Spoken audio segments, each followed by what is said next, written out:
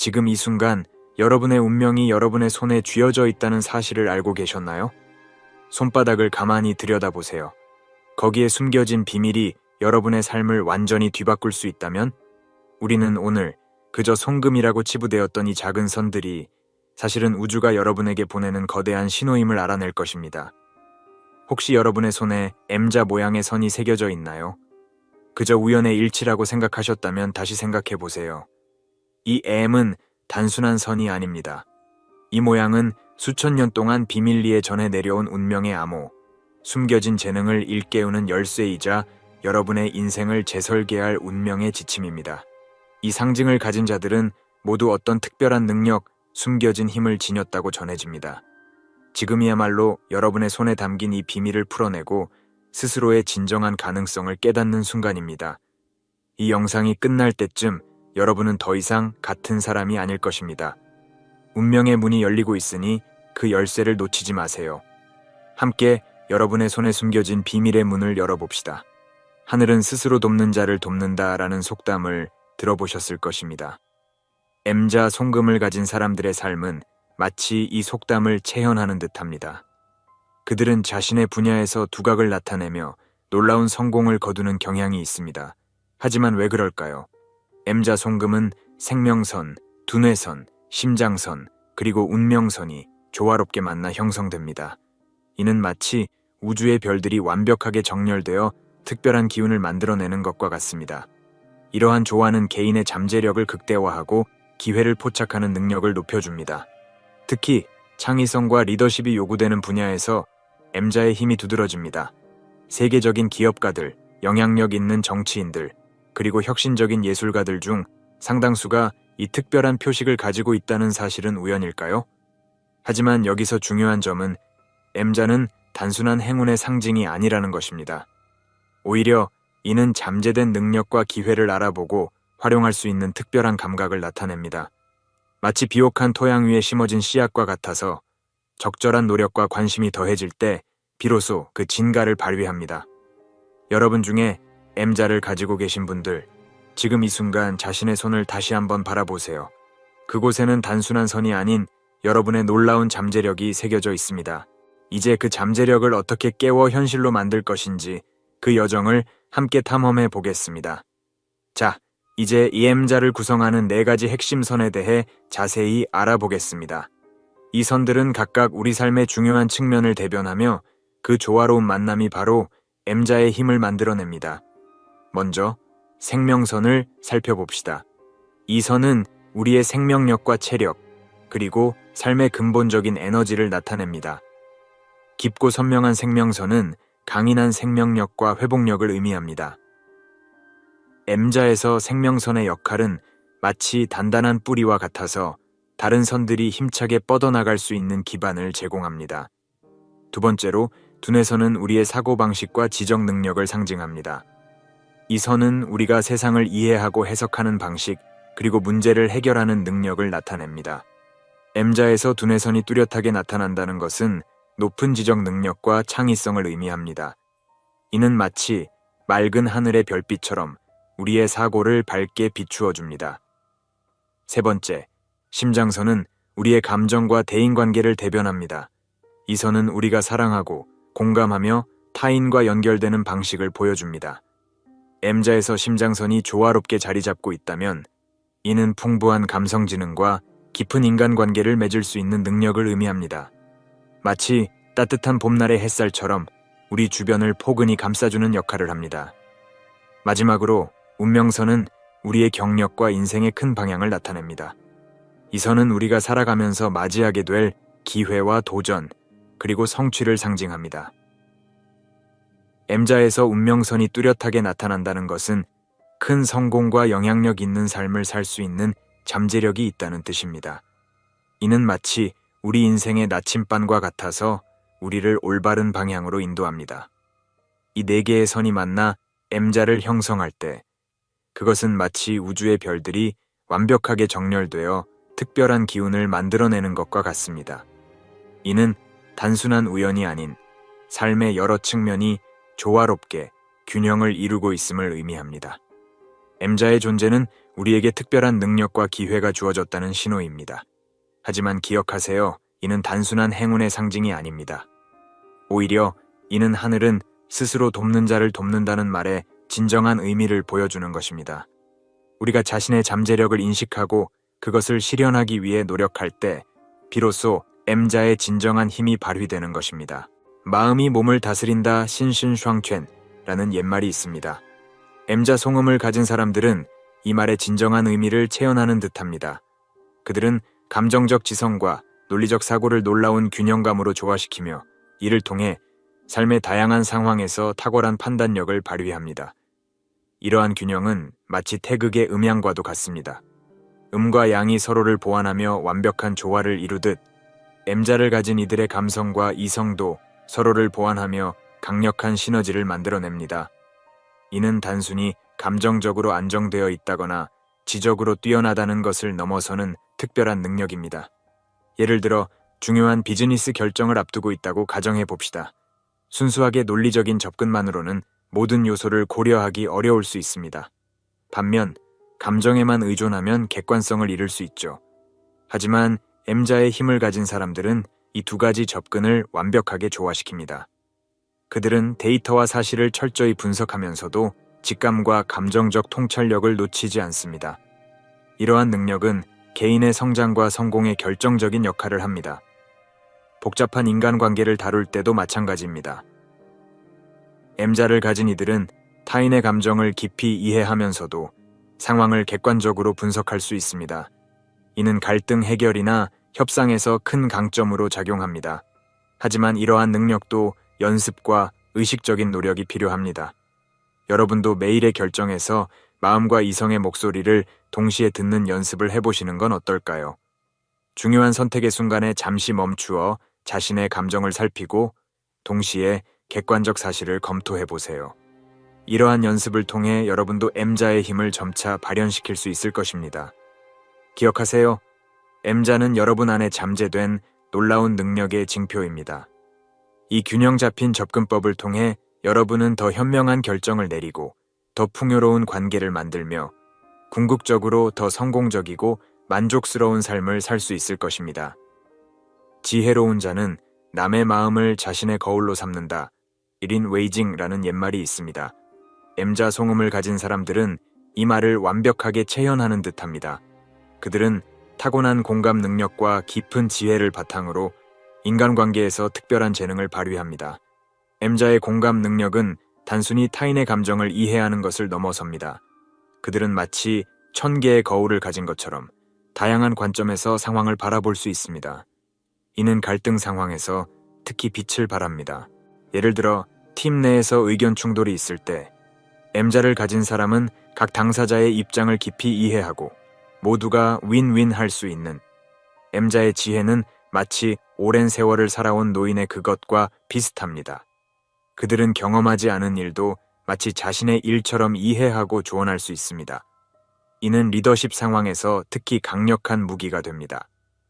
팀원들은 자연스럽게 이들의 조언을 신뢰하고 따르게 되며 이는 조직 전체의 성과 향상으로 이어집니다. 더불어 M자를 가진 사람들의 인간관계는 마치 단단히 얽힌 그물망과 같습니다. 그들은 다양한 사람들과 깊고 의미 있는 관계를 쉽게 형성합니다. 이러한 네트워크는 개인의 성공과 행복에 결정적인 역할을 합니다. 한 사람이 1000명을 이긴다. 2일인 당첸라는 말이 있듯이 강력한 인간관계는 삶의 모든 영역에서 큰 힘이 됩니다. 하지만 이러한 능력도 지속적인 연마가 필요합니다. 여러분도 오늘부터 주변 사람들의 이야기를 더 주의 깊게 듣고 그들의 입장에서 생각해보는 연습을 해보세요.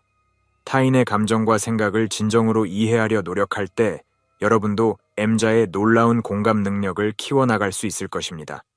기억하세요. 진정한 지혜와 공감 능력은 그 어떤 재산보다도 값진 자산입니다. M자는 여러분 안에 이미 그 씨앗이 있음을 알려주는 신호입니다. 이제 그 씨앗에 물을 주고 키워나갈 차례입니다. 오늘 할 일을 내일로 미루지 말라. 진리시 진르비는 속담은 M자를 가진 사람들에게 특히 중요한 메시지를 전합니다. 왜냐하면 M자의 놀라운 잠재력에는 그림자도 존재하기 때문입니다. 바로 이를 미루는 경향, 즉 지연의 위험입니다. M자를 가진 사람들은 종종 자신의 능력을 과신하여 중요한 일들을 미루는 경향이 있습니다. 마치 높은 산 정상에 서 있는 독수리가 날개를 펴지 않는 것과 같습니다. 아무리 뛰어난 재능과 잠재력이 있어도 행동으로 옮기지 않으면 그것은 그저 허상에 불과합니다. 이러한 지연의 습관은 여러 가지 형태로 나타날 수 있습니다. 완벽을 추구하다 시작조차 하지 못하는 경우, 여러 가지 일을 동시에 벌였다가 어느 것 하나 제대로 마무리 짓지 못하는 경우, 또는 중요하지만 어려운 일을 계속해서 뒤로 미루는 경우 등이 있습니다. 이를 극복하기 위해서는 먼저 자신의 습관을 정직하게 직면해야 합니다. 마치 거울 앞에 서서 자신의 모습을 있는 그대로 바라보는 것처럼 여러분의 지연 습관을 냉철하게 관찰해 보세요.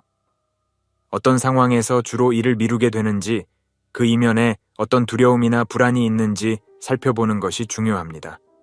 다음으로 작은 목표부터 시작하는 것이 효과적입니다. 큰 목표를 작은 단계로 나누고 매일 조금씩 진전을 이루어 나가세요. 예를 들어 책을 쓰고 싶다면 매일 500자씩 쓰는 것부터 시작해 보세요. 작은 성취가 쌓이면 그것이 큰 동기가 되어 더 큰 목표를 향해 나아갈 수 있게 됩니다. 또한 자신의 진전을 기록하고 축하하는 것도 중요합니다. 마치 등산을 하면서 중간중간 쉬어가며 올라온 높이를 확인하는 것처럼 여러분의 작은 성취들을 인정하고 축하해 주세요. 이는 지속적인 동기부여가 될 것입니다. 마지막으로 주변의 지지와 격려를 활용하세요. 여러분의 목표를 신뢰할 수 있는 사람들과 공유하고 그들의 응원을 받으세요. 때로는 다른 사람과의 약속이 강력한 동기가 될 수 있습니다. 기억하세요. M자는 여러분에게 큰 잠재력이 있음을 보여주는 표시입니다. 하지만 그 잠재력을 현실로 만드는 것은 여러분의 몫입니다. 오늘부터 작은 목표를 세우고 실천해보는 건 어떨까요?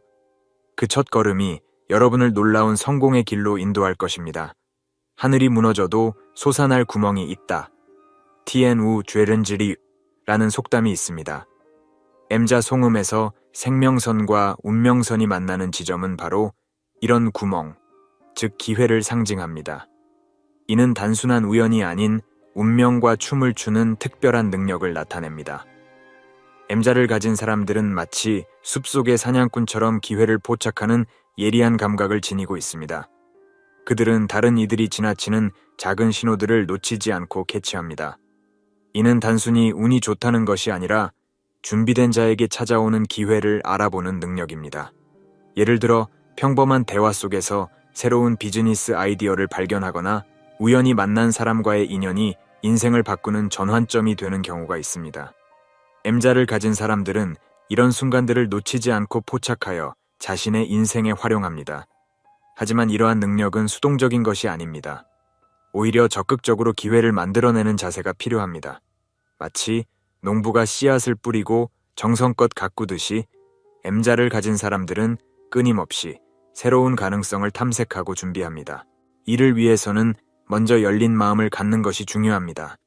고정관념에 사로잡히지 않고 새로운 아이디어와 경험에 대해 열린 자세를 가져야 합니다. 또한 지속적인 학습과 성장을 통해 자신의 역량을 키워나가는 것도 필수적입니다. 지식과 기술이 풍부할수록 더 많은 기회를 포착하고 활용할 수 있기 때문입니다. 네트워킹 또한 중요한 요소입니다. 다양한 배경을 가진 사람들과 교류하며 시야를 넓히고 새로운 정보와 기회를 접하세요. 때로는 예상치 못한 만남이 인생을 바꾸는 계기가 될 수 있습니다. 마지막으로 두려움을 극복하고 용기 있게 행동하는 것이 필요합니다. 기회를 포착했다면 주저하지 말고 도전하세요. 실패를 두려워하지 마세요. 오히려 그것을 배움의 기회로 삼으세요. M자의 진정한 힘은 실패를 두려워하지 않는 용기에서 나옵니다. 여러분, 지금 이 순간에도 여러분 주위에 수많은 기회가 존재합니다. 오늘 하루 평소와는 다른 시각으로 주변을 둘러보세요. 어쩌면 여러분이 찾던 인생의 전환점이 바로 눈앞에 있을지도 모릅니다. M자는 여러분이 그 기회를 포착할 수 있는 특별한 능력이 있음을 알려주는 신호입니다. 이제 그 능력을 깨우고 활용할 차례입니다. 고진감래 쿠진간라이 라는 말을 들어보셨을 것입니다. 쓴 것이 다하면 단 것이 온다는 의미죠. M자 송음을 가진 사람들의 삶은 이 속담을 완벽하게 체현합니다. 그들에게는 큰 성공의 기회가 주어지지만 동시에 큰 도전도 주어집니다. 이 양면성이 바로 M자의 특별한 점입니다. M자를 가진 사람들은 종종 남들보다 더 큰 시련을 겪습니다. 마치 강철을 단련하기 위해 뜨거운 불 속에 넣는 것처럼 이들의 잠재력은 어려움을 통해 더욱 강하게 단련됩니다. 이는 고통스러운 과정일 수 있지만 동시에 놀라운 성장의 기회이기도 합니다. 예를 들어 사업에서의 실패나 인간관계의 어려움 등이 있을 수 있습니다. 하지만 이런 경험들은 결국 큰 인생의 교훈이 되어 그들을 더욱 지혜롭고 강인하게 만듭니다. 마치 나비가 고치를 벗고 나오기 위해 투쟁해야 하듯이 M자를 가진 이들도 어려움을 통해 자신의 날개를 펼치게 됩니다. 이러한 도전을 성장의 기회로 삼기 위해서는 먼저 올바른 마음가짐이 필요합니다. 어려움을 피하려 하지 말고 그것을 배움의 기회로 받아들이세요. 실패를 두려워하지 말고 그것을 성공으로 가는 징검다리로 여기세요. 이는 쉽지 않은 일이지만 바로 이런 자세가 M자의 진정한 힘을 발휘하게 합니다. 또한 회복 탄력성을 키우는 것도 중요합니다. 어려움에 부딪혔을 때 쉽게 좌절하지 않고 다시 일어설 수 있는 능력, 이것이 바로 회복 탄력성입니다. 이를 위해 긍정적인 자기이제, 우리는 손바닥에 새겨진 M자의 신비로운 의미에 대해 깊이 탐구해 보았습니다. 단순한 우연처럼 보일 수 있지만 M자를 가진 사람들이 겪는 인생의 여정은 결코 평범하지 않습니다. 그들은 남다른 도전과 기회를 마주하며 이를 통해 놀라운 성장을 이루는 사람들이죠. 그렇다면 이 M자가 단순한 송금일까요? 아니면 우리의 운명에 대한 중요한 단서일까요? 결국 중요한 것은 손에 새겨진 M자가 우리에게 무엇을 말해주는지 보다 우리가 그 메시지를 어떻게 받아들이고 행동할지에 달려 있습니다. 이 M자는 단순한 행운의 상징이 아닙니다.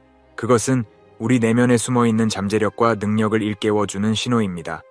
그러나 그 잠재력은 저절로 발휘되지 않습니다. 그것을 현실로 만들기 위해서는 우리의 의지와 노력이 필요합니다. M자를 가진 여러분은 이제 중요한 결정을 내릴 순간에 도달했습니다. 이 상징이 여러분에게 전하는 메시지를 무시하고 일상을 계속할 것인가, 아니면 이 신호를 받아들여 자신의 운명을 바꾸기 위한 첫걸음을 내디딜 것인가. 여러분의 손에 그 답이 있습니다. 지금이 바로 그 첫걸음을 내디딜 때입니다. M자의 진정한 의미는 단순히 손바닥에 새겨진 선에 있지 않습니다. 그것은 우리가 자신의 삶에서 무엇을 할 것인지, 그리고 자신의 잠재력을 어떻게 현실로 바꿀 것인지에 대한 선택에 달려 있습니다. 여러분의 손바닥을 다시 한번 바라보세요. 그곳에 새겨진 M자는 도전과 기회의 상징입니다. 이제 그 기회를 놓치지 않고 현실로 만드는 것은 여러분의 몫입니다. 두려움 없이 앞으로 나아가세요. 그 첫걸음이 바로 여러분을 성공과 성장으로 이끌 것입니다. M자의 진정한 힘은 그것을 깨닫고 행동으로 옮길 때 비로소 발휘됩니다. 이제는 더 이상 미룰 이유가 없습니다. 지금 이 순간부터 여러분의 잠재력을 현실로 만들기 위한 여정을 시작하세요. 그 여정의 끝에는 여러분이 상상하지 못했던 새로운 기회와 성공이 기다리고 있을 것입니다. 당신의 탄생은 우연이 아닙니다. 그날, 그 시간, 그 계절에 당신이 태어난 것은 우주의 신비로운 계획이었습니다. 상상해 보세요. 당신이 태어난 그 순간 별들이 특별한 방식으로 정렬되고 천국의 문이 열려 신성한 메시지가 전해졌다면, 그 메시지가 당신의 인생 목적, 숨겨진 재능, 그리고 극복해야 할 도전을 모두 담고 있다면 놀랍게도 이것은 단순한 상상이 아닙니다. 고대부터 현대에 이르기까지 영적 스승들은 우리의 탄생 시기가 우리의 영혼의 여정과 깊은 관련이 있다고 가르쳐 왔습니다. 그렇다면 질문을 드리겠습니다. 당신은 자신의 탄생월이 당신에게 어떤 메시지를 전하고 있는지 알고 계십니까? 당신의 영혼이 이 세상에 온 진정한 이유를 이해하고 계신가요? 지금부터 우리는 함께 12개월 각각의 숨겨진 영적 의미를 탐구하며 당신의 인생에 대한 새로운 통찰을 얻게 될 것입니다. 이 여정은 단순한 호기심 충족을 넘어 당신의 삶을 근본적으로 변화시킬 수 있는 강력한 깨달음으로 이어질 것입니다. 1월에 태어난 당신의 영혼은 이 세상의 변화의 바람을 일으키기 위해 왔습니다. 마치 새해의 첫날이 새로운 희망과 가능성을 상징하듯 당신의 존재 자체가 주변 사람들에게 새로운 시작의 기회를 제공합니다. 창세기 1장 1절에 태초에 하나님이 천지를 창조하시니라 라는 구절은 1월생인 당신의 영적 DNA를 완벽히 설명합니다. 당신은 무에서 유를 창조해내는 신의 창조적 에너지를 물려받았습니다. 이는 단순히 예술적 재능을 의미하는 것이 아닙니다. 당신은 새로운 아이디어, 혁신적인 해결책, 그리고 전에 없던 가능성을 현실로 만들어내는 특별한 능력을 가지고 있습니다. 그러나 이러한 능력에는 큰 책임이 따릅니다. 마치 첫 번째 인간 아담이 에덴 동산을 돌보는 책임을 부여받았듯이 당신도 자신의 에덴을 창조하고 관리해야 합니다. 이는 당신의 가정일 수도 있고 직장일 수도 있으며 더 나아가 지역사회나 국가일 수도 있습니다. 1월생인 당신에게는 특별한 영적 리더십이 요구됩니다. 이는 권위적인 지위를 의미하는 것이 아니라 비전을 제시하고 다른 이들에게 영감을 주는 능력을 말합니다. 마치 모세가 이스라엘 백성을 이집트에서 이끌어낸 것처럼 당신은 사람들을 그들의 이집트인 두려움, 불확실성, 그리고 한계로부터 해방시키는 역할을 합니다. 하지만 주의해야 할 점이 있습니다. 새로운 것을 시작하는 열정이 때로는 성급함으로 이어질 수 있기 때문입니다. 신중함과 인내를 배워야 합니다. 노아가 방주를 지을 때 오랜 시간이 걸렸듯이 위대한 비전의 실현에는 시간이 필요합니다. 매일 기도와 명상을 통해 내면의 목소리에 귀 기울이세요. 그렇게 함으로써 당신은 열정과 지혜의 완벽한 균형을 이룰 수 있을 것입니다. 1월생인 당신은 이 세상의 빛과 소금이 되기 위해 태어났습니다. 두려워하지 마세요. 당신의 아이디어를 실현하세요. 당신의 비전을 추구하세요. 그리고 기억하세요. 당신이 첫걸음을 내디딜 때 우주는 당신과 함께 움직입니다. 2월에 태어난 당신의 영혼은 이 세상의 사랑과 연민의 빛을 비추기 위해 왔습니다. 마치 겨울의 끝자락에 피어나는 매화처럼 당신은 차가운 세상의 따뜻함과 희망을 전하는 존재입니다. 요한일서 4장 8절에 사랑하지 아니하는 자는 하나님을 알지 못하나니 이는 하나님은 사랑이심이라 라는 구절은 2월생인 당신의 본질을 완벽히 표현합니다. 당신은 신의 사랑을 이 세상에 구현하기 위해 태어났습니다. 이는 단순히 감상적인 감정이 아닌 세상을 변화시키는 강력한 힘입니다. 당신의 특별한 재능은 다른 이들의 아픔을 깊이 이해하고 공감하는 능력입니다. 마치 예수님이 병자와 죄인들을 긍휼히 여기셨듯이 당신은 주변 사람들의 고통을 자신의 것처럼 느낍니다. 이러한 공감 능력은 당신을 탁월한 치유자로 만듭니다. 여기서 말하는 치유는 단순히 육체적인 것만이 아닙니다. 당신은 사람들의 마음의 상처를 어루만지고 깨어진 관계를 회복시키며 잃어버린 희망을 되찾아주는 능력이 있습니다. 그러나 이러한 능력에는 큰 도전이 따릅니다. 다른 이들의 아픔을 함께 느끼는 것은 때로 당신을 지치게 하고 소진시킬 수 있습니다. 마치 사마리아 여인을 만난 예수님처럼 당신도 야곱의 우물에서 쉼을 얻을 줄 알아야 합니다. 정기적으로 자연 속에서 시간을 보내고 명상과 기도를 통해 내면의 평화를 찾으세요. 이는 단순한 휴식이 아니라 당신의 영혼을 신의 사랑으로 재충전하는 필수적인 과정입니다. 2월생인 당신에게는 특별한 사명이 있습니다. 그것은 바로 이 세상의 화해와 용서의 문화를 만드는 것입니다. 우리 사회의 깊은 상처인 한 IN을 치유하고 대신 정칭 이 문화를 확산시키는 역할을 해야 합니다. 이는 작은 친절한 행동에서부터 시작됩니다. 한 명의 아픈 영혼을 위로하는 것, 오랜 갈등 관계에 있는 두 사람 사이에서 중재자 역할을 하는 것, 이 모든 것이 당신의 사명을 실천하는 방법입니다. 기억하세요. 2월생인 당신은 이 차가운 세상에 하나님의 따뜻한 사랑을 전하기 위해 태어났습니다. 당신의 연민 어린 미소, 이해심 깊은 눈빛, 그리고 따뜻한 포옹은 누군가에게는 생명을 구하는 힘이 될 수 있습니다. 두려워하지 말고 당신의 사랑을 세상에 흘려보내세요. 그것이 바로 당신이 이 세상에 온 이유입니다. 3월에 태어난 당신의 영혼은 이 세상의 새로운 각성과 변화의 물결을 일으키기 위해 왔습니다. 마치 봄이 되어 겨우내 얼어있던 대지가 녹꽃에 생명이 싹트는 것처럼 당신은 주변 사람들의 영혼을 깨우고 새로운 가능성을 열어주는 역할을 합니다.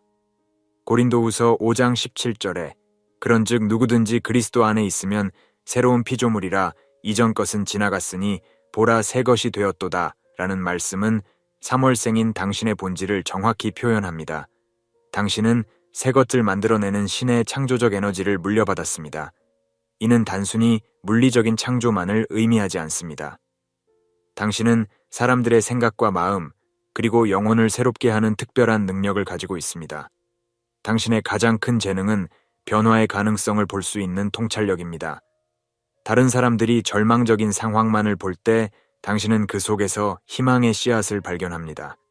마치 예수님이 십자가의 죽음을 통해 부활의 영광을 보셨듯이 당신은 현재의 어려움 속에서 미래의 축복을 볼 수 있습니다. 이러한 능력은 당신을 뛰어난 조언자이자 멘토로 만듭니다. 그러나 이러한 재능에는 큰 책임이 따릅니다. 당신은 항상 새로운 것을 추구하는 경향이 있어 때로는 안정을 무시하고 변화만을 좇을 수 있습니다.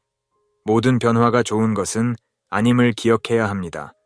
영적 분별력을 키워 어떤 변화가 진정으로 필요한지, 그리고 어떤 것들은 그대로 유지되어야 하는지를 구별할 수 있어야 합니다. 3월생인 당신에게는 특별한 사명이 있습니다. 그것은 바로 이 세상의 영적 각성의 문화를 만드는 것입니다. 우리 사회에 만연한 물질주의와 이기주의를 깨우치고 대신 영성과 이타심의 가치를 일깨우는 역할을 해야 합니다. 이는 대단한 설교나 가르침으로만 이루어지는 것이 아닙니다. 당신의 일상적인 선택과 행동을 통해 사람들에게 더 높은 차원의 삶이 가능하다는 것을 보여주는 것입니다. 4월에 태어난 당신의 영혼은 이 세상의 풍요와 성장의 씨앗을 뿌리기 위해 왔습니다. 마치 봄비가 대지를 적셔 모든 생명체를 자라게 하듯 당신은 주변 사람들의 삶에 풍요로움을 가져다주는 존재입니다. 요한복음 10장 10절에 도둑이 오는 것은 도둑질하고 죽이고 멸망시키려는 것뿐이요. 내가 온 것은 양으로 생명을 얻게 하고 더 풍성히 얻게 하려는 것이라. 는 말씀은 4월생인 당신의 사명을 완벽히 설명합니다. 당신은 이 세상에 더 풍성한 삶을 가져오기 위해 태어났습니다. 여기서 말하는 풍요로움은 단순히 물질적인 것만을 의미하지 않습니다. 그것은 영적, 정서적, 지적인 모든 면에서의 성장과 번영을 포함합니다. 당신의 가장 큰 재능은 잠재력을 발견하고 육성하는 능력입니다. 마치 농부가 작은 씨앗 속에서 풍성한 수확의 가능성을 보는 것처럼 당신은 사람들과 상황 속에서 숨겨진 잠재력을 볼 수 있습니다. 이는 당신을 뛰어난 교육자, 코치 또는 멘토로 만듭니다. 당신은 사람들이 자신의 재능을 발견하고 개발하도록 돕는 특별한 능력을 가지고 있습니다. 그러나 이러한 능력에는 큰 책임이 따릅니다. 풍요로움을 추구하다 보면 때로는 탐욕에 빠질 위험이 있습니다. 물질적인 성공만을 좇다가 영적인 성장을 소홀히 할 수 있습니다. 마치 예수님이 오병이어의 기적을 행하신 후 군중들이 그를 억지로 왕으로 삼으려 했을 때 물러나신 것처럼 당신도 세속적인 성공의 유혹을 이겨내야 합니다. 4월생인 당신에게는 특별한 사명이 있습니다. 그것은 바로 이 세상에 영적 풍요의 문화를 만드는 것입니다. 우리 사회에 만연한 물질만능주의와 성과주의를 넘어 진정한 풍요로움이 무엇인지를 보여주는 역할을 해야 합니다. 이는 단순히 재물을 나누는 것을 넘어 지혜와 사랑, 그리고 영적 통찰력을 나누는 것을 의미합니다. 당신의 삶은 마치 풍성한 과수원과 같아야 합니다. 다른 이들이 당신의 삶을 통해 영적인 열매를 맺을 수 있어야 합니다. 갈라디아서 5장 22, 23절에 나오는 성령의 열매, 사랑, 희락, 화평, 오래 참음, 자비, 양선, 충성, 온유, 절제를 당신의 삶에서 풍성히 맺으세요. 이러한 영적 풍요로움이 당신 주변의 모든 이들에게 흘러넘치게 하세요. 명심하세요. 4월생인 당신은 이 메마른 세상에 풍요의 강을 흐르게 하기 위해 태어났습니다. 당신의 관대함, 당신의 지혜, 그리고 당신의 사랑이 이 세상을 더 풍요롭고 아름답게 만드는 씨앗이 될 것입니다. 두려워하지 말고 당신의 풍요로움을 세상과 나누세요. 그것이 바로 당신이 이 세상에 온 이유입니다. 5월에 태어난 당신의 영혼은 이 세상의 지혜와 통찰력의 빛을 비추기 위해 왔습니다. 마치 봄의 절정에 모든 것이 선명하게 보이듯이 당신은 혼란스러운 상황 속에서도 진리를 꿰뚫어 볼 수 있는 특별한 능력을 가지고 있습니다. 잠언 4장 7절에 지혜가 제일이니 지혜를 얻으라 네가 얻은 모든 것을 가지고 명철을 얻을지니라. 는 말씀은 5월생인 당신의 인생 목적을 정확히 표현합니다. 당신은 이 세상에 하나님의 지혜를 전하기 위해 태어났습니다. 여기서 말하는 지혜는 단순한 지식이나 정보가 아닙니다. 그것은 삶의 본질을 꿰뚫어 보고 영원한 진리를 깨닫는 능력입니다. 당신의 가장 큰 재능은 복잡한 상황을 단순화하고 본질을 파악하는 능력입니다. 마치 솔로몬 왕이 두 여인의 분쟁에서 진실을 밝혀낸 것처럼 당신은 혼란스러운 상황 속에서도 핵심을 정확히 짚어낼 수 있습니다. 이는 당신을 탁월한 조언자, 중재자 또는 영적 지도자로 만듭니다. 그러나 이러한 능력에는 큰 책임이 따릅니다. 지혜를 추구하다 보면 때로는 교만에 빠질 위험이 있습니다. 자신의 통찰력을 과신하여 다른 사람의 의견을 무시하거나 자신을 너무 높이 평가할 수 있습니다. 마치 욥이 하나님 앞에서 자신의 무지를 깨달은 것처럼 당신도 항상 겸손한 자세로 더 큰 지혜를 구해야 합니다. 5월생인 당신에게는 특별한 사명이 있습니다. 그것은 바로 이 세상에 영적 지혜의 문화를 만드는 것입니다. 우리 사회에 만연한 피상적인 정보와 왜곡된 진리들 사이에서 참된 지혜가 무엇인지를 보여주는 역할을 해야 합니다. 이는 단순히 좋은 조언을 하는 것을 넘어 사람들이 스스로 진리를 깨닫고 지혜롭게 살아갈 수 있도록 돕는 것을 의미합니다. 당신의 삶은 마치 등대와 같아야 합니다. 혼란의 바다에서 길을 잃은 이들에게 방향을 제시해주는 빛이 되어야 합니다. 야고보서 3장 17절에 나오는 위로부터 오는 지혜의 특성. 첫째, 성결하고, 다음에 화평하고 관용하고 양순하며 긍휼과 선한 열매가 가득하고 편견과 거짓이 없나니 을 당신의 삶에서 구현하세요. 이러한 신성한 지혜가 당신을 통해 이 세상에 흘러넘치게 하세요. 기억하세요.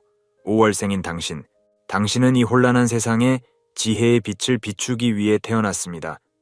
당신의 통찰력, 당신의 분별력, 그리고 당신의 지혜로운 조언이 많은 이들의 삶을 올바른 방향으로 인도할 것입니다. 두려워하지 말고 당신의 지혜를 세상과 나누세요. 그것이 바로 당신이 이 세상에 온 이유입니다. 6월에 태어난 당신의 영혼은 이 세상의 조화와 균형의 아름다움을 가져오기 위해 왔습니다. 마치 여름의 시작과 함께 자연이 완벽한 균형을 이루듯이 당신은 삶의 모든 영역에서 조화를 창조하는 특별한 능력을 가지고 있습니다. 전도서 3장 1절에 범사의 기한이 있고 천하만사가 다 때가 있나니 라는 말씀은 6월생인 당신의 본질을 정확히 반영합니다. 당신은 이 세상에 신성한 타이밍의 지혜를 전하기 위해 태어났습니다. 이는 단순히 시간 관리 능력이 뛰어나다는 것을 넘어 모든 것의 적절한 때와 장소를 직관적으로 이해하는 능력입니다. 당신의 가장 큰 재능은 상반된 요소들 사이에서 균형을 찾는 능력입니다. 마치 솔로몬 왕이 정의와 자비 사이에서 완벽한 균형을 이루었듯이 당신은 삶의 다양한 측면들을 조화롭게 통합할 수 있습니다. 이는 당신을 뛰어난 중재자, 화해자 또는 영적 조화를 이루는 사람으로 만듭니다. 그러나 이러한 능력에는 큰 도전이 따릅니다. 균형을 추구하다 보면 때로는 결정을 미루거나 갈등을 피하려는 경향이 있을 수 있습니다. 모든 것을 조화롭게 만들려다 보니 필요한 변화나 결단을 내리지 못할 수 있습니다. 마치 예수님이 성전에서 장사하는 자들을 내쫓으셨듯이 때로는 불균형을 바로잡기 위해 과감한 행동이 필요하다는 것을 기억해야 합니다. 6월생인 당신에게는 특별한 사명이 있습니다. 그것은 바로 이 세상에 영적 조화의 문화를 만드는 것입니다. 우리 사회에 만연한 극단주의와 분열을 넘어 다양성 속의 일치를 이루는 역할을 해야 합니다. 이는 단순히 평화를 유지하는 것을 넘어 서로 다른 관점과 믿음을 가진 사람들 사이에서 진정한 이해와 존중을 만들어내는 것을 의미합니다. 당신의 삶은 마치 아름다운 교향곡과 같아야 합니다. 다양한 악기들이 각자의 고유한 소리를 내면서도 하나의 아름다운 화음을 이루는 것처럼 당신은 삶의 다양한 요소들을 조화롭게 통합해야 합니다. 갈라디아서 5장 22-23절에 나오는 성령의 열매들, 사랑, 희락, 화평, 오래 참음, 자비, 양선, 충성, 온유, 절제를 당신의 삶에서 균형 있게 맺으세요. 이러한 영적 균형이 당신을 통해 이 세상에 퍼져나가게 하세요. 명심하세요. 6월생인 당신은 이 혼란한 세상에 조화와 균형의 아름다움을 보여주기 위해 태어났습니다. 당신의 평화로움, 당신의 조화로운 에너지, 그리고 당신의 균형 잡힌 지혜가 많은 이들의 삶에 안정과 평안을 가져다 줄 것입니다. 균형 잡힌 관점을 세상과 나누세요. 그것이 바로 당신이 이 세상에 온 이유입니다. 당신의 삶은 마치 태극기와 같아야 합니다. 음과 양이 완벽한 조화를 이루듯 당신의 삶에서도 영성과 현실, 개인과 공동체, 일과 휴식이 균형을 이루어야 합니다. 이러한 균형은 단순히 개인적인 평안을 넘어 주변 사람들에게도 영향을 미치는 강력한 힘이 됩니다. 6월생인 당신은 이 세상의 평화 사역자입니다. 갈등하는 이들 사이에서, 분열된 공동체 안에서 당신의 조화로운 에너지가 치유와 화해의 촉매제가 될 것입니다. 두려워하지 마세요. 당신의 존재 자체가 이미 이 세상에 필요한 균형을 가져오고 있습니다. 7월에 태어난 당신의 영혼은 이 세상에 자유와 해방의 메시지를 전하기 위해 왔습니다. 마치 한 여름의 태양이 모든 것을 밝게 비추듯 당신은 사람들의 마음속 어둠을 밝히고 그들을 속박에서 해방시키는 빛의 역할을 합니다. 갈라디아서 5장 1절에 그리스도께서 우리를 자유롭게 하려고 자유를 주셨으니 그러므로 굳건하게 서서 다시는 종의 멍게를 매지 말라. 는 말씀은 7월생인 당신의 사명을 완벽히 설명합니다. 당신은 이 세상의 참된 자유가 무엇인지를 보여주기 위해 태어났습니다. 당신의 가장 큰 재능은 사람들을 영적, 정서적, 심지어 물리적 속박에서 해방시키는 능력입니다. 마치 모세가 이스라엘 백성을 이집트의 노예 상태에서 해방시킨 것처럼 당신은 사람들이 자신을 구속하는 두려움, 편견, 그리고 유해한 습관들로부터 벗어나도록 도울 수 있습니다. 그러나 이러한 능력에는 큰 책임이 따릅니다. 자유를 추구하다 보면 때로는 무질서나 방종에 빠질 위험이 있습니다. 진정한 자유는 책임과 균형을 이루어야 한다는 것을 기억해야 합니다. 사도 바울이 말씀하신 것처럼 모든 것이 가하나 모든 것이 유익한 것은 아니요. 고린도전서 10:23라는 점을 항상 명심해야 합니다. 7월생인 당신에게는 특별한 사명이 있습니다. 그것은 바로 이 세상에 영적 자유의 문화를 만드는 것입니다.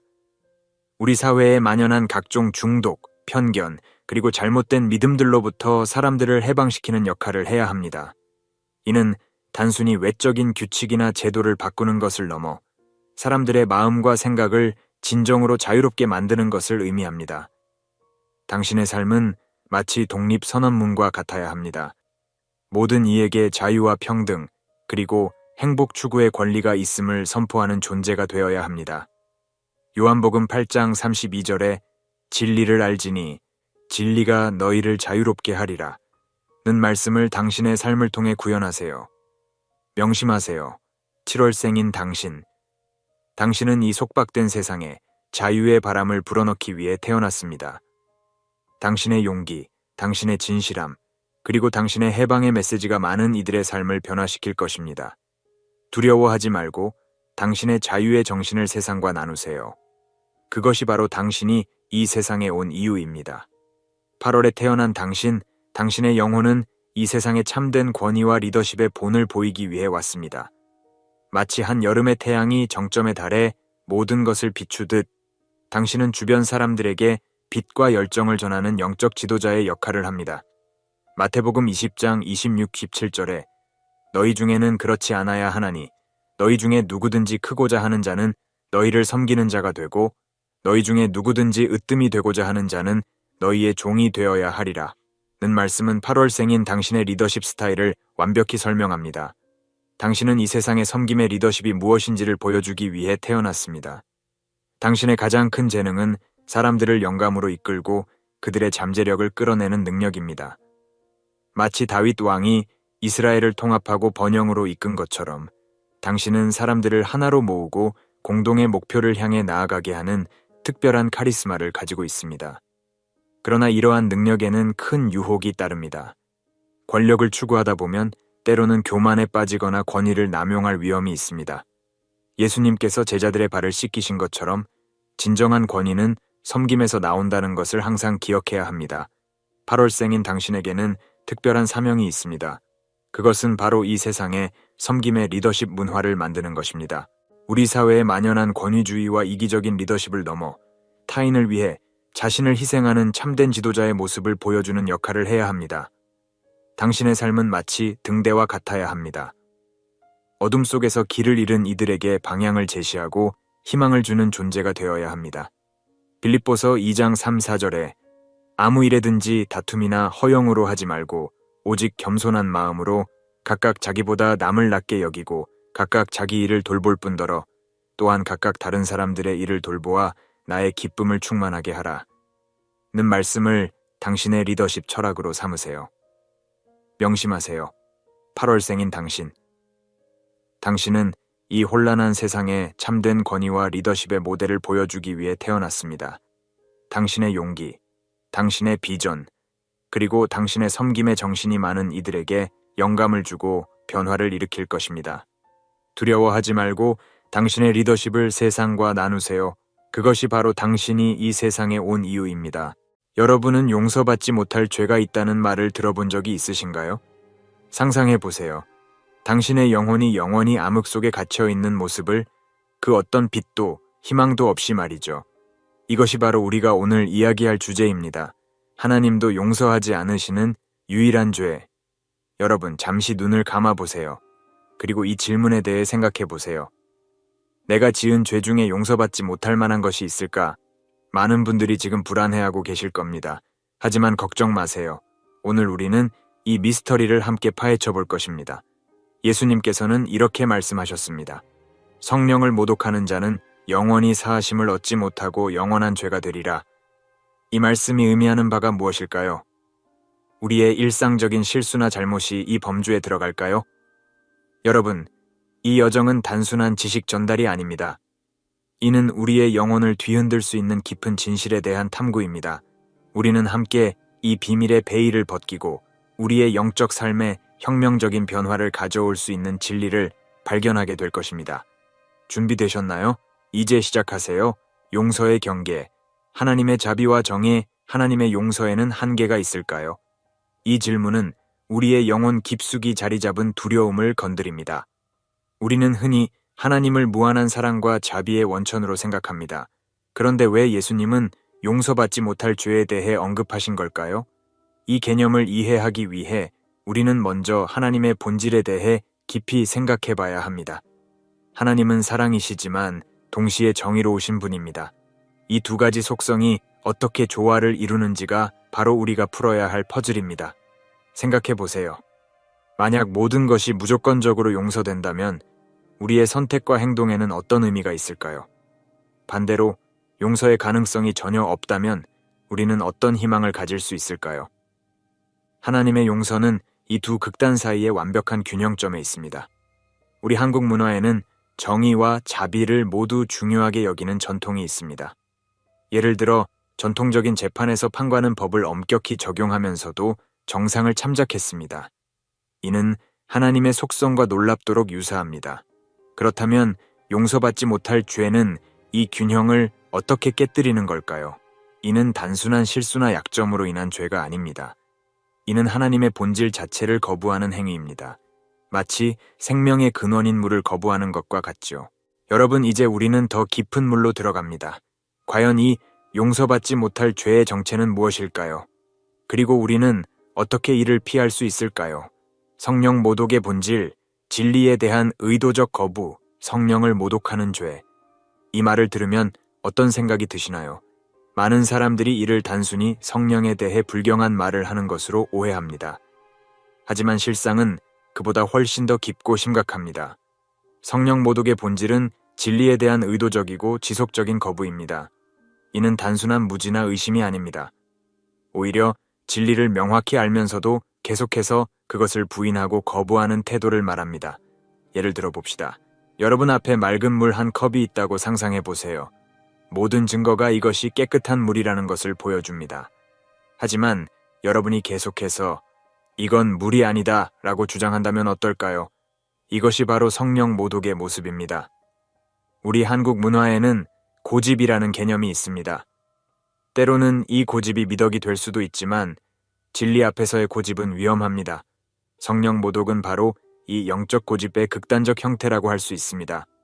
더 심각한 것은 이러한 태도가 시간이 지날수록 우리의 영혼을 강팍하게 만든다는 점입니다. 마치 근육을 계속 사용하지 않으면 점점 약해지는 것처럼 진리를 계속 거부하면 우리의 영적 감수성은 점점 무뎌집니다. 여러분, 지금 이 순간 자신을 돌아보세요. 혹시 우리도 모르는 사이에 진리를 거부하고 있지는 않은가요? 우리의 마음이 얼마나 열려 있는지, 그리고 얼마나 겸손한 자세로 진리를 받아들이고 있는지 깊이 생각해 봐야 할 때입니다. 영적 둔감함의 위험, 점진적인 마음의 경화. 여러분은 물이 끓는 개구리 이야기를 들어보셨나요? 개구리를 갑자기 뜨거운 물에 넣으면 바로 뛰어나오지만 차가운 물에서 서서히 온도를 올리면 위험을 인지하지 못하고 결국 죽게 된다는 이야기입니다. 이는 영적 둔감함의 위험을 완벽하게 설명해주는 비유입니다. 영적 둔감함은 하루아침에 생기는 것이 아닙니다. 이는 점진적인 과정입니다. 처음에는 작은 타협으로 시작합니다. 이번 한 번만 이라고 생각하며 양심의 소리를 무시합니다. 하지만 이런 작은 선택들이 쌓이면서 우리의 마음은 점점 더 단단해집니다. 우리 한국 속담에 모르는 게 약이라는 말이 있습니다. 하지만 영적인 측면에서는 정반대입니다. 아는 것이 약이고 모르는 척하는 것이 독입니다. 진리를 알면서도 의도적으로 외면할 때 우리는 가장 위험한 상태에 빠지게 됩니다. 이런 과정은 마치 눈사태와 같습니다. 처음에는 작은 눈덩이에 불과하지만 굴러갈수록 그 크기와 파괴력이 커집니다. 우리의 마음도 마찬가지입니다. 처음에는 작은 불순종이었을지 모르지만 시간이 지나면서 그 영향력은 점점 커집니다. 여러분, 지금 이 순간 자신의 영적 상태를 점검해 보세요. 혹시 과거에 비해 양심의 소리가 희미해지지는 않았나요? 전에는 괴로웠던 행동들이 이제는 무감각해지지는 않았나요? 이것이 바로 영적 둔감함의 신호입니다. 하지만 희망이 있습니다. 지금 이 순간 우리가 이 위험을 인식하고 있다는 것 자체가 큰 축복입니다. 아직 늦지 않았습니다. 우리는 지금부터라도 우리의 마음을 열고 진리의 음성에 귀 기울일 수 있습니다. 회개의 힘, 영적 갱신의 열쇠 회개라는 단어를 들으면 어떤 느낌이 드시나요? 많은 사람들에게 이 단어는 부정적인 의미로 다가옵니다. 죄책감, 수치심, 비난. 하지만 실제로 회개는 이런 것들과는 거리가 먼 매우 강력하고 긍정적인 영적 도구입니다. 회개의 진정한 의미는 방향 전환입니다. 그리스어에서 유래한 이 단어는 생각의 변화, 마음의 변화를 의미합니다. 이는 단순히 잘못을 인정하는 것을 넘어 완전히 새로운 방향으로 삶을 전환하는 것을 말합니다. 우리 한국 문화에는 사형지마라는 사자성어가 있습니다. 인생의 길흉화복은 예측할 수 없다는 뜻이죠. 회개도 이와 비슷합니다. 처음에는 고통스러워 보이지만 결국 우리 인생의 가장 큰 축복이 될 수 있습니다. 회개는 마치 오래된 집을 리모델링하는 것과 같습니다. 처음에는 어지럽고 힘들어 보이지만 그 과정을 통해 우리의 영혼은 완전히 새로워집니다. 낡은 것들은 제거되고 새로운 아름다움이 드러납니다. 중요한 것은 회개가 일회성 사건이 아니라는 점입니다. 이는 지속적인 과정입니다. 마치 정원을 가꾸는 것처럼 우리는 매일 우리의 마음을 점검하고 잘못된 부분을 바로잡아야 합니다. 여러분, 지금 이 순간 여러분의 마음에 회개가 필요한 부분은 없나요? 혹시 오래전부터 미뤄둔 문제는 없으신가요? 기억하세요. 회개는 결코 늦지 않습니다. 지금 이 순간이 바로 여러분의 인생을 완전히 바꿀 수 있는 기회입니다. 여러분, 한 가지 질문을 드리겠습니다. 마지막으로 별을 본 게 언제인가요? 도시의 불빛에 가려 별을 보기 어려운 요즘 많은 사람들이 하늘의 아름다움을 잊고 삽니다. 영적 민감성도 이와 비슷합니다. 현대 사회의 소음과 혼란 속에서 우리는 종종 영적인 신호를 놓치곤 합니다. 하지만 이를 회복하는 것은 결코 불가능한 일이 아닙니다. 영적 민감성을 회복하는 첫 번째 단계는 멈추는 것입니다. 우리 전통에는 정좌라는 개념이 있죠. 이는 단순히 앉아있는 것이 아니라 마음을 고요히 하고 내면의 소리에 귀 기울이는 행위입니다. 매일 잠깐이라도 이런 시간을 가져보세요. 처음에는 어색할 수 있지만 점차 여러분의 영적 감각이 살아나는 것을 느끼실 수 있을 겁니다. 두 번째로, 우리의 일상적 선택들에 주의를 기울여야 합니다. 작은 선택들이 모여 우리의 인생을 만듭니다. 예를 들어 누군가를 돕는 작은 친절한 행동, 정직한 선택, 용서의 결정 등이 모두 우리의 영적 민감성을 높이는 데 기여합니다. 반대로 작은 부정직이나 이기적인 행동들은 우리의 영적 감각을 무디게 만듭니다. 마지막으로 공동체의 중요성을 잊지 마세요. 우리 문화에는 정칭이라는 독특한 개념이 있습니다. 이는 단순한 감정을 넘어선 깊은 유대감을 의미하죠. 영적으로 성숙한 사람들과 교제하며 이 정을 나누는 것은 우리의 영적 민감성을 높이는 가장 효과적인 방법 중 하나입니다. 여러분, 이제 도전을 드리겠습니다. 오늘부터 일주일 동안 매일 10분씩 영적 민감성 회복 시간을 가져보세요. 그리고 그 경험을 주변 사람들과 나누어 보세요. 여러분의 작은 실천이 어떤 변화를 가져오는지 직접 경험하시게 될 겁니다. 용서받지 못할 죄라는 개념은 때로 우리를 두렵게 만듭니다.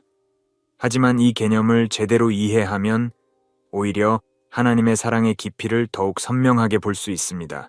어떻게 그럴 수 있을까요? 먼저 우리는 하나님의 용서가 얼마나 광대한지 생각해 봐야 합니다. 성경은 우리의 죄가 주홍 같을지라도 양털같이 희어질 것이라고 말씀합니다. 이는 어떤 죄도 하나님의 용서 능력을 넘어설 수 없다는 뜻입니다.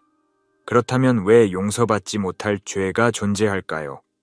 이는 마치 태양과 그림자의 관계와 같습니다.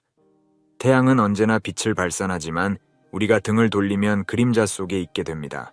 용서받지 못할 죄는 하나님의 용서 능력의 한계가 아니라 우리가 스스로 그 용서로부터 완전히 등을 돌린 상태를 의미합니다. 우리 한국 문화에는 한첸이라는 독특한 정서가 있습니다. 이는 깊은 슬픔과 원망을 내포하고 있죠. 하지만 하나님의 사랑은 이 한마저도 치유할 수 있습니다. 문제는 우리가 그 치유를 거부할 때 발생합니다. 여러분, 지금 이 순간 하나님의 용서의 바다를 상상해 보세요. 그 깊이와 넓이는 우리의 상상을 초월합니다.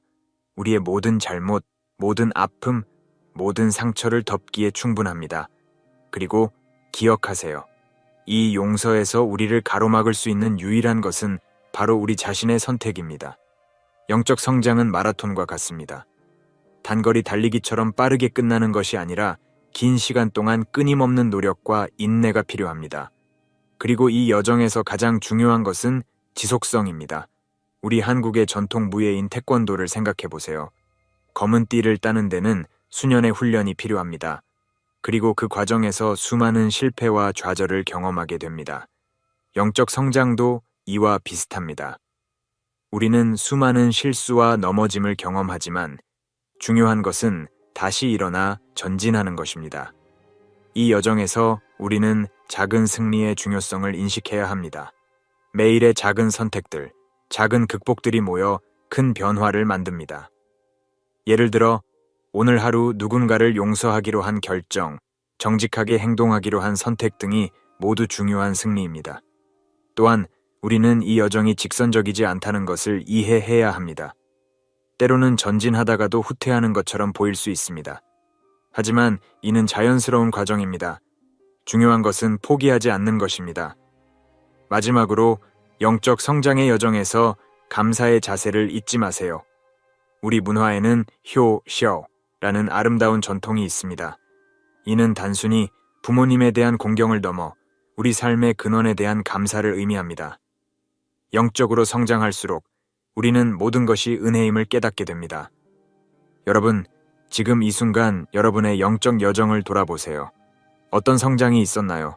어떤 도전들을 극복하셨나요? 그리고 앞으로 어떤 성장을 꿈꾸시나요? 기억하세요. 이 여정에서 여러분은 혼자가 아닙니다.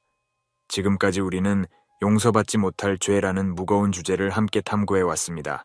하지만 이 여정의 끝에서 우리가 발견한 것은 두려움이 아닌 희망입니다. 왜 그럴까요? 첫째, 우리는 하나님의 용서가 얼마나 광대한지 깨달았습니다. 그 어떤 죄도, 그 어떤 과거도 하나님의 사랑을 넘어설 수 없습니다. 우리가 해야 할 일은 단지 그 사랑을 향해 마음을 여는 것뿐입니다. 둘째, 우리는 영적 성장이 평생의 여정임을 배웠습니다. 완벽해질 필요는 없습니다. 중요한 것은 매일 조금씩 전진하는 것입니다. 우리의 작은 노력들이 모여 큰 변화를 만들어낼 것입니다. 셋째, 우리는 공동체의 중요성을 재확인했습니다. 이 여정에서 우리는 혼자가 아닙니다. 서로 격려하고 지지하며 함께 성장해 나갈 수 있습니다. 마지막으로 가장 중요한 메시지는 이것입니다. 아직 늦지 않았습니다. 지금 이 순간 여러분이 어떤 상황에 있든 어떤 과거를 가지고 있든 새로운 시작은 항상 가능합니다. 하나님의 사랑과 용서는 지금 이 순간에도 여러분을 기다리고 있습니다. 여러분, 이제 질문을 드리며 이 시간을 마무리하고자 합니다. 오늘 이 메시지를 들은 후 여러분의 삶에서 어떤 변화를 만들고 싶으신가요? 그리고 그 변화를 위해 지금 당장 할 수 있는 작은 실천은 무엇일까요? 여러분의 결단과 실천이 새로운 영적 여정의 시작이 되기를 소망합니다. 감사합니다. 여러분, 지금까지 하나님도 용서하지 않으시는 유일한 죄에 대한 깊은 탐구의 여정을 함께 해주셔서 감사합니다. 이 여정을 통해 우리는 하나님의 용서와 사랑의 깊이, 성령 모독의 본질, 영적 둔감함의 위험성, 그리고 회개의 힘과 영적 성장을 위한 실천 방법들에 대해 살펴보았습니다. 이 모든 것을 통해 우리가 깨달아야 할 가장 중요한 진실은 하나님의 사랑은 무한하다는 것입니다. 우리의 과거가 어떠하든, 우리가 어떤 실수를 저질렀든 하나님은 언제나 우리를 기다리고 계십니다. 성령을 모독하는 죄는 하나님의 용서의 능력이 부족해서가 아니라 우리가 스스로 그 용서를 거부할 때 발생하는 것입니다. 이는 마치 생명의 빛을 향해 눈을 감아버리는 것과 같습니다. 우리의 삶은 선택의 연속입니다. 매 순간 우리는 하나님을 향해 마음을 열 것인지 아니면 등을 돌릴 것인지를 선택합니다. 작은 선택들이 모여 우리의 영적 상태와 미래를 결정합니다. 그러므로 일상의 작은 순간들 속에서 하나님의 음성에 귀 기울이고 그분의 인도하심을 따라가는 것이 얼마나 중요한지 다시 한번 마음에 새겨야 합니다. 혹시 지금 마음이 무겁고 영혼이 지친 분들이 계신가요? 스스로를 돌이켜보며 나는 너무 멀리 와버려서 돌아갈 수 없어 라고 생각하는 분들이 있을지도 모릅니다. 하지만 하나님께는 불가능이 없습니다. 우리가 진정한 마음으로 회개하고 그분께 나아갈 때 하나님은 우리를 따뜻하게 맞아주실 것입니다. 이는 마치 집을 떠난 탕자가 아버지의 품으로 돌아왔을 때 아버지가 기쁨으로 맞이한 것과 같습니다. 이제는 행동할 때입니다. 우리가 배운 것을 마음에만 담아두지 말고 삶 속에서 실천해 보세요. 매일의 삶에서 작은 친절을 베풀고 진실한 마음으로 사람들을 대하며 하나님의 사랑을 전하는 도구가 되어 보세요. 우리의 작은 실천들이 모여 세상을 변화시킬 수 있습니다. 그리고 이 여정에서 혼자가 아님을 기억하세요. 하나님은 언제나 우리와 함께 하시며 우리를 지지하고 인도하십니다. 또한 우리 주변에는 함께 걸어갈 형제 자매들이 있습니다. 서로 격려하고 지지하며 함께 성장해 나가는 공동체를 만들어 봅시다. 마지막으로 희망의 끈을 놓지 마세요. 우리의 현재 상황이 어떠하든 하나님의 사랑과 용서는 변함이 없습니다. 우리가 그분께 나아가기만 하면 됩니다. 지금 이 순간이 바로 새로운 시작의 기회입니다. 우리의 선택이 우리의 미래를 결정합니다. 그러니 두려워하지 말고 용기 있게 한 걸음 내딛어 보세요. 여러분의 영혼이 하나님의 사랑으로 충만해지길 바라며 이 메시지가 여러분의 삶의 작은 빛이 되기를 소망합니다. 함께 걸어가는 이 길에서 여러분 모두에게 하나님의 풍성한 은혜와 축복이 가득하길 기도합니다. 감사합니다.